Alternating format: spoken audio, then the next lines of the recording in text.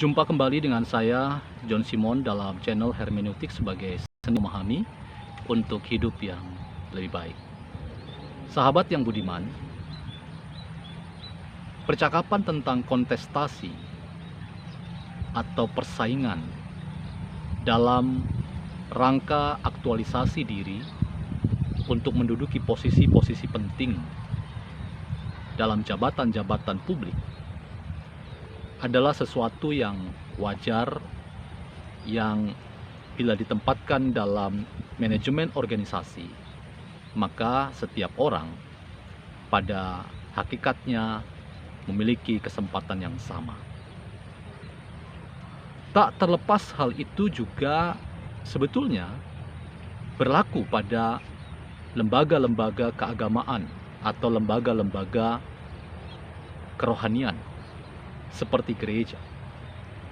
Di dalam gereja, kontestasi dalam rangka mencari figur-figur terbaik untuk memimpin sebuah organisasi itu juga menjadi bagian yang penting untuk dilihat dalam kerangka teologi publik dan bagaimana proses mencapai figur terbaik itu pada akhirnya mentibakan ditemukannya sosok yang tepat, sosok yang capable, sosok yang acceptable untuk memimpin sebuah organisasi keagamaan seperti gereja.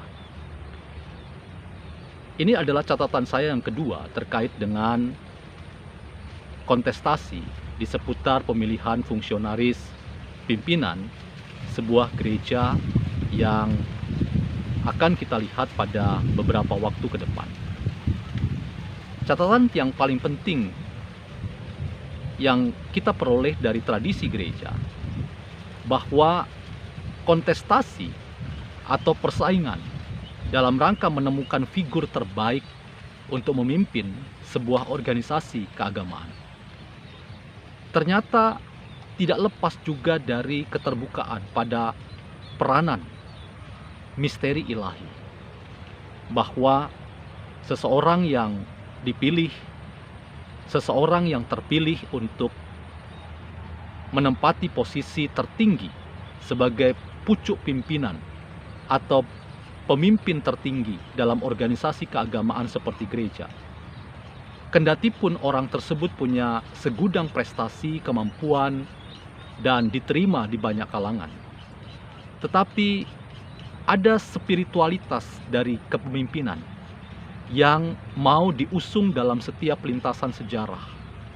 bahwa Allah lah yang memilih seseorang, bahwa yang menentukan seseorang itu cakap, bisa, dan mampu untuk memimpin kawanan dari saudara-saudara yang dipimpinnya, itu ternyata juga mutlak adalah urusan dari sang empunya pekerjaan, yaitu Allah.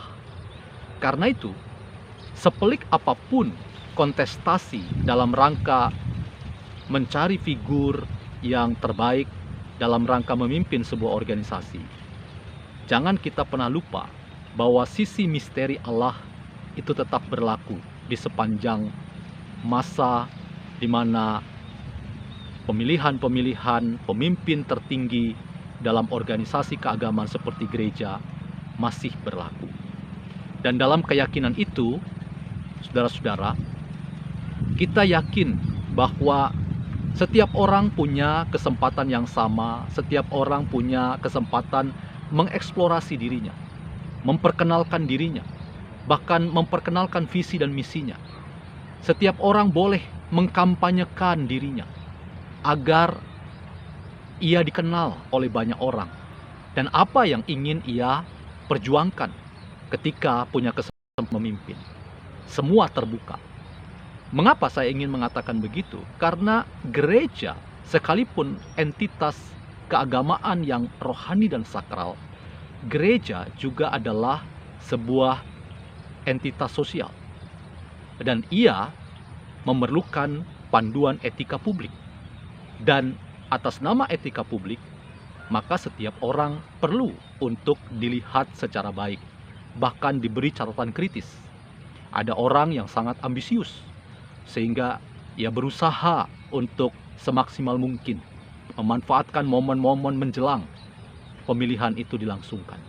Kadang-kadang kita sedikit menyeringatkan dahi. Tiba-tiba ada orang yang begitu memperhatikan kita, menyapa kita dengan kebaikan-kebaikannya, jauh sebelum kita kenal orang ini seperti apa. Nah, pandangan-pandangan yang instan, yang karbitan seperti ini, sesungguhnya tidak akan pernah meneguhkan jati diri seorang pemimpin yang baik. Seharusnya laku kita adalah laku kebaikan yang kapanpun kita bisa terapkan, bukan hanya ketika ada kepentingan dalam rangka pemilihan. Karena apa yang seharusnya kita perlihatkan dalam rangka memperkenalkan siapa kita, seharusnya secara alami itu terjadi dalam setiap momen kesempatan. Sehingga tidak ada pandangan bahwa ini adalah sebuah kesempatan dan ingin memanfaatkan kesempatan, sekalipun kadang-kadang kita agak merasa aneh ketika ada orang yang tiba-tiba baik kepada kita.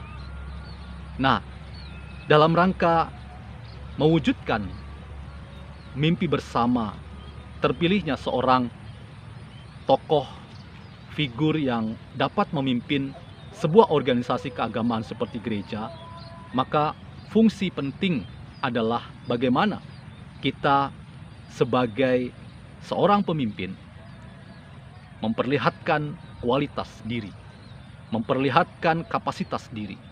Dan kapasitas serta kualitas diri itu tidak pernah merupakan sesuatu yang instan sifatnya. Dia harus dipersiapkan secara matang. Dia harus dikondisikan oleh keadaan yang ada. Dia matang dengan berbagai macam situasi. Dia matang dengan berbagai penugasan. Disitulah integritas seorang pemimpin diharapkan dan harusnya diperlihatkan kepada halayak publik, sehingga seseorang pantas untuk dipilih dan akhirnya ia yang akan memimpin sebuah organisasi keagamaan. Karena itu, teman-teman yang budiman, mari kita periksa baik-baik siapa yang akan mewakili kita untuk 5 tahun ke depan. Siapa yang akan menjadi wakil Kristus, kalau kita mau memilih istilah itu. Siapa yang akan menjadi pemimpin primus inter pares yang dapat kita berikan wewenang, kuasa untuk menjalankan roda kepemimpinan gereja, mengarahkan kita pada spiritualitas hidup di mana gereja ini memastikan diri sebagai gereja yang berarti bagi dunia sekitarnya.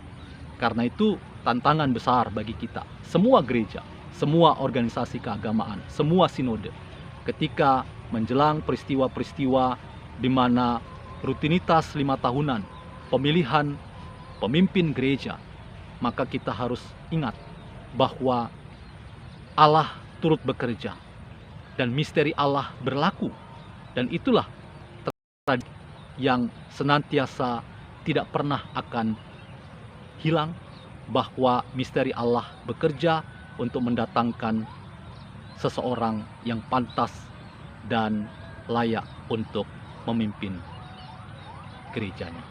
Demikian catatan saya dalam kesempatan pertemuan kali ini. Kunjungi terus channel Hermeneutik sebagai